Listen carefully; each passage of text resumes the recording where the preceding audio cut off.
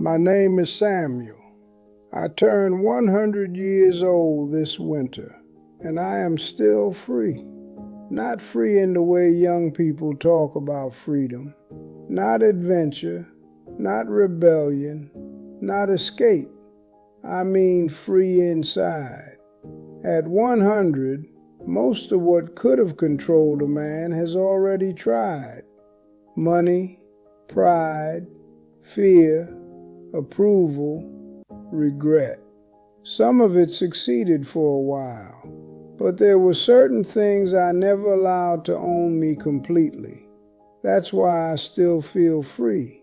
The first thing I never let control me was other people's expectations. That one almost caught me in my 30s. I grew up in a small town where everyone knew your name and your business. There was a script for a man's life. Work hard, marry young, provide. Don't complain. Don't change direction once you've chosen it. I followed that script at first. It felt safe. But safety can become a cage if you never question it. At 37, I was offered a promotion that would have doubled my income. It also would have tied me to a life I already felt quietly suffocated by. Longer hours, more responsibility, less time outside, less time with my children. Everyone told me I'd be foolish not to take it. A man would kill for this opportunity, they said. That sentence bothered me. A man would kill for it. I didn't want to kill for it. I wanted to live. So I turned it down. It confused people. It disappointed a few. It embarrassed me for a while. But when I walked home that evening and sat at my kitchen table with my wife and children, I felt something stronger than approval.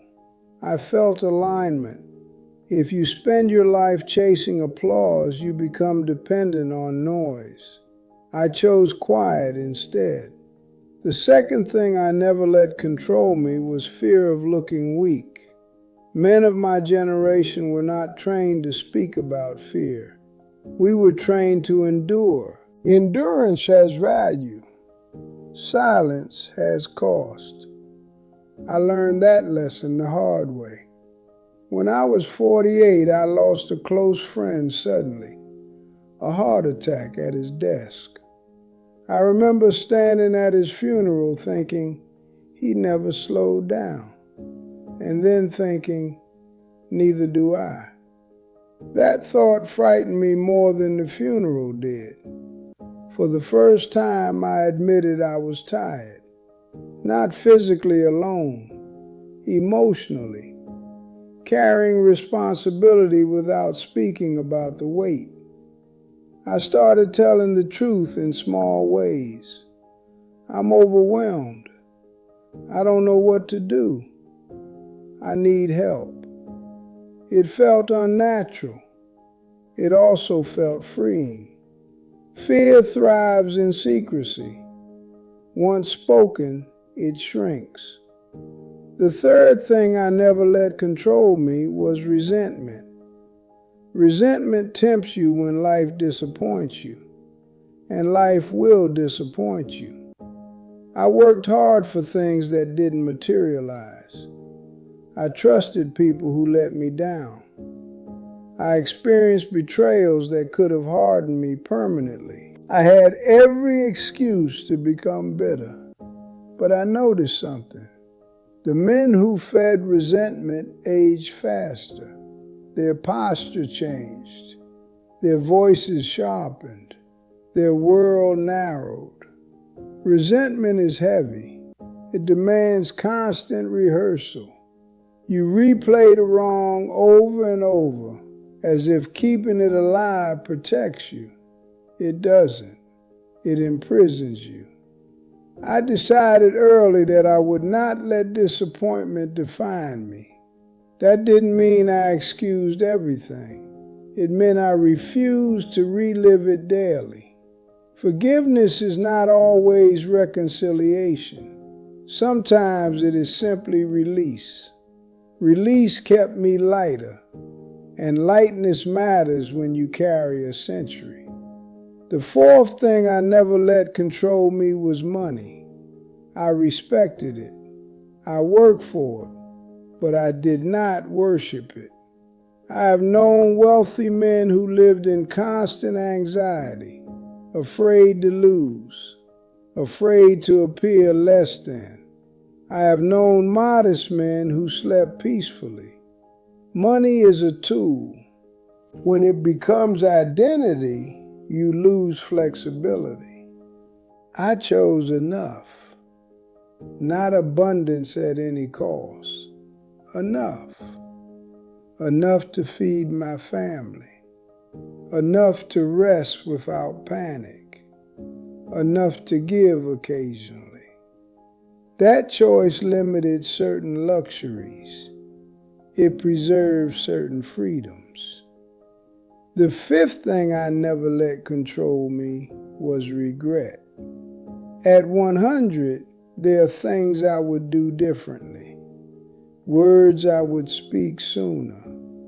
Time I would manage better. Moments I would hold longer. Regret visits everyone, but I refuse to let it move in permanently. You cannot rewrite yesterday. You can only use it to soften today. Each morning, even now, I wake up aware that the past is closed. That awareness frees you. If you carry every mistake forward as a verdict, you will never move. I did not live flawlessly. I lived consciously enough to course correct. Freedom is not the absence of mistakes. It is the refusal to be defined by them. At 100 years old, my body is slower. My hands tremble slightly when I button my shirt. My hearing fades in crowded rooms. But inside, I am not owned. Not by approval, not by fear, not by resentment, not by money, not by regret. There are more things I refuse to let take hold, quieter ones, and they matter just as much. There are louder forces in a man's life: career, reputation, loss, success.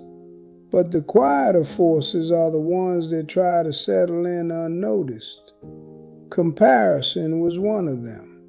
I grew up alongside men who seemed sharper than I was, faster, more ambitious, more certain. In my 40s especially, comparison crept in like a low fever. Why didn't I achieve more? Why wasn't my name known beyond my small circle? Why did others seem to move ahead while I remained steady? Comparison whispers that you are behind. Behind what, it never clarifies. For a few years, I let that whisper grow loud. It made me restless. It made me consider choices that didn't feel like mine. Then one afternoon, I was sitting on my back steps watching my youngest son try to fix a broken bicycle chain. He was frustrated, struggling, determined. He didn't care what the neighbor's children were doing. He cared about the chain in his hands. And it struck me. Comparison had pulled me out of my own life. I wasn't measuring myself against my own values. I was measuring against noise. So I stopped looking sideways. I asked myself one question instead. Am I living in a way I can respect? That question silenced comparison. I did not need to win. I needed to be aligned. Another thing I never let control me was pride. Pride can look noble, it can also isolate you. In my early years, I believed asking for help diminished me. I carried burdens quietly. When my business struggled in my 50s, I refused assistance longer than I should have. Not because help wasn't available, because I didn't want to appear incapable. That pride cost me sleep. It cost me closeness with my wife. Eventually, exhaustion cracked it. I asked for advice. I accepted support. Nothing collapsed. In fact, connection deepened. Pride isolates. Humility reconnects. I learned that too late in some ways, but not too late to change. I also refuse to let anger take permanent residence. Anger visits. It has visited me many times. When a partnership failed, when a promise was broken, when I felt misunderstood. Anger can feel powerful. It gives you a sharp edge. But sharp edges cut inward too. I allowed myself to feel anger, but I never let it decide my actions for long. Delay is powerful. When you are angry, wait. When you are calm, speak. That simple discipline preserved relationships that would have otherwise fractured.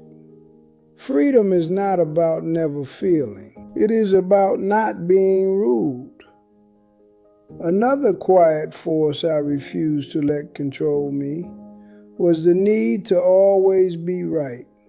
That one took years to loosen. In arguments with my wife, especially in our younger years, I often believed precision meant victory. If I could explain clearly enough, prove thoroughly enough, I would win. But marriage is not a courtroom. It is a partnership. Winning can create distance. Understanding creates closeness.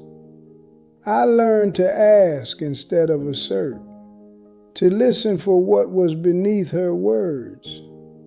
That shift did more for my freedom than any financial decision I ever made.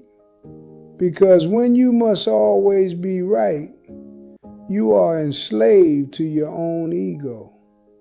Letting go of that need freed me from constant defense. There is something else. I never let busyness control me. There were seasons when work demanded much, but I was careful not to let motion become identity. Busyness can numb you. If you are always occupied, you never have to confront your own thoughts. In my 60s, when retirement approached, many men panicked. Without schedules, they felt unmoored. I did not, because I had practiced stillness long before retirement. An hour in the garden, an afternoon reading, a slow walk without destination. If you cannot sit quietly with yourself at 40, you will struggle deeply at 70. Freedom includes comfort with your own company. At 100, I sit often, and I am not restless. That may be the greatest freedom of all. My body has surrendered many things: speed, strength, certainty of balance, but I have not surrendered ownership of my thoughts. I do not let fear of death control me. It will come. It has taken everyone I have loved, but fearing it daily would only rob the days I still have. I wake each morning and say, still here, not with surprise, with gratitude. And gratitude disarms fear. If I could summarize what I never let control me, it would be this.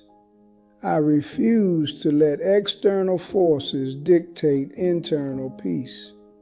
Expectations tried, fear tried, resentment tried, money tried, regret tried, comparison tried, pride tried, anger tried.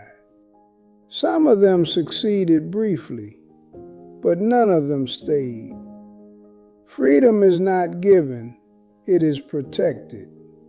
Protected in small decisions, protected in daily posture, protected in the quiet refusal to hand over your inner life to circumstances. I am 100 years old. My steps are careful, my mourning slower, but I am still free. Free because I guarded what mattered most. Not my possessions, not my reputation, not my control over events. I guarded my response, and that, even now, remains mine. There's one more thing I never let control me: time. That may sound strange coming from a man who has lived a full century. Time humbles everyone. It changes your face, your posture, your pace. But I refuse to let the awareness of passing time turn into panic. In my 40s, I feared falling behind.